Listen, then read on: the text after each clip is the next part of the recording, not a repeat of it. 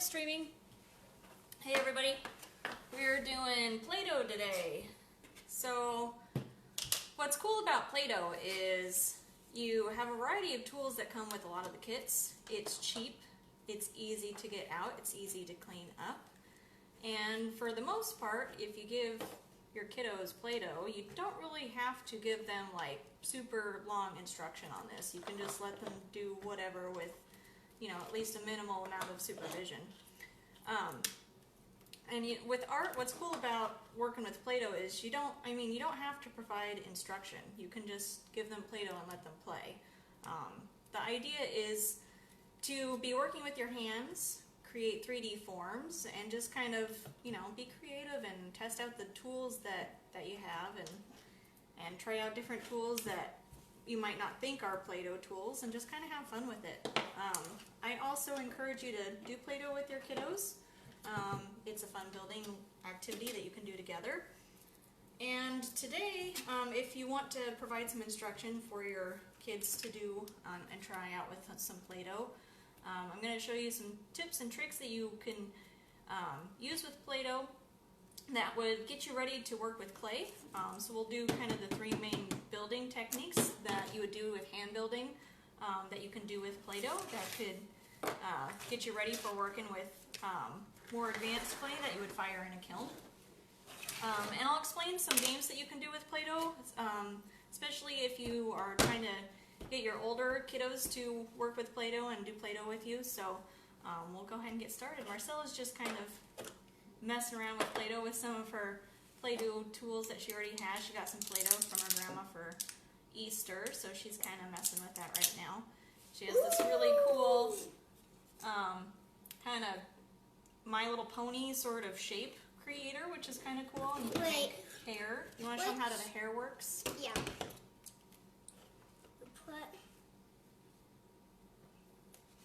Sorry you can't see me, but I'm putting Play-Doh in there. So it's kind of a fun, like noodle creation sort of Play-Doh tool. Mom, be quiet. Okay, she wants to explain. Okay, you gotta tell them what you're doing. Push. Oh, you didn't put the lock on. Push. There you go.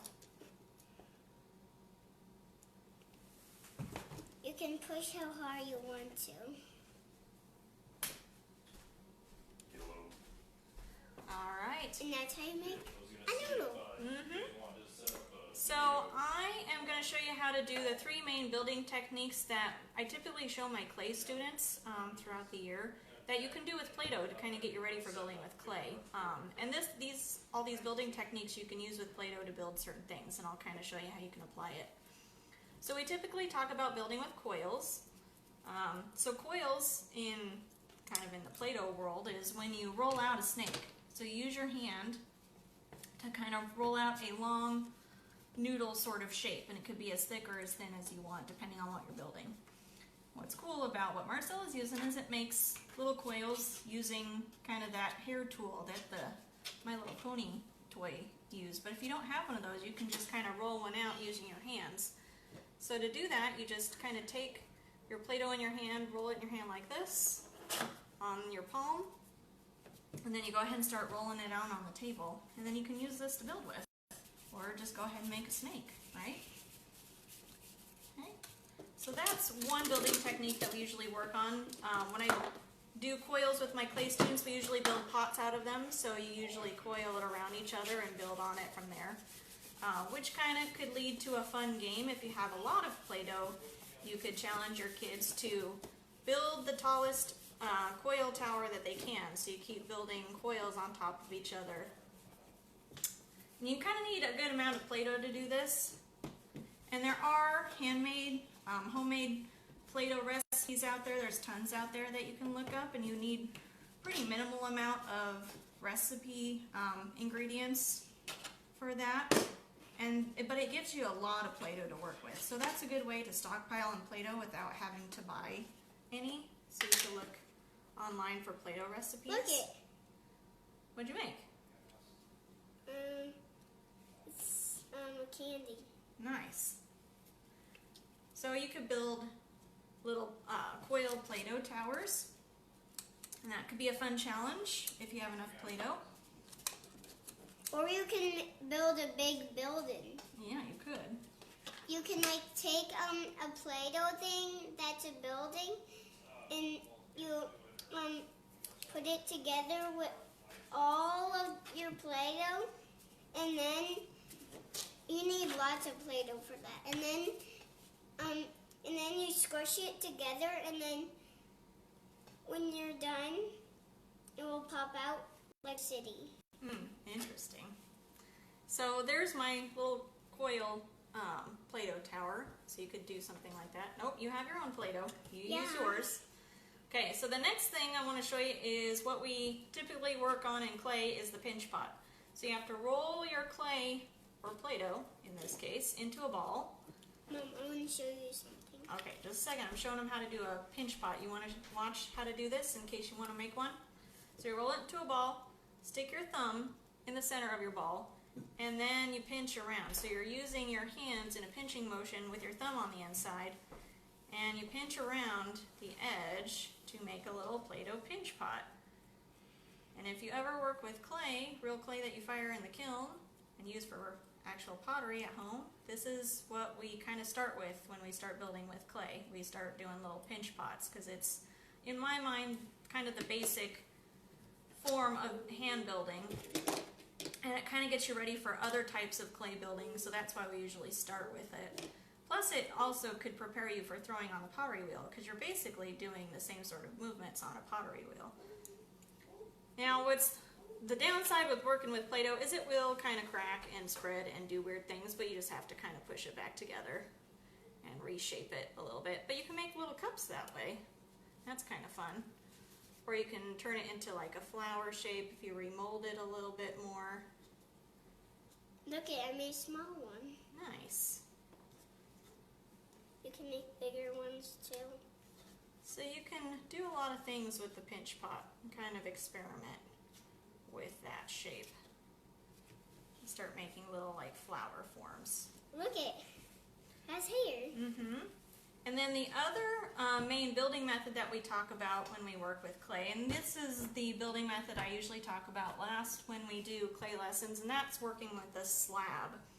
And a slab is when you roll out a flat piece of clay and then you use that to build with. The reason why we talk about that last when I do it as lessons in my clay classes is because building with slabs is a lot more difficult than the other building methods because you're trying to work with thinner, flat pieces of clay, and it's just a little bit more unstructurally sound if you don't know all the rules of building with clay. But with Play-Doh, you can kind of use this and build it with however you want. So I'm going to make a burrito. I'm going to make a core. There's my Play-Doh burrito. What do you think? Cool. Cool. Or I can make a Play-Doh taco. Okay.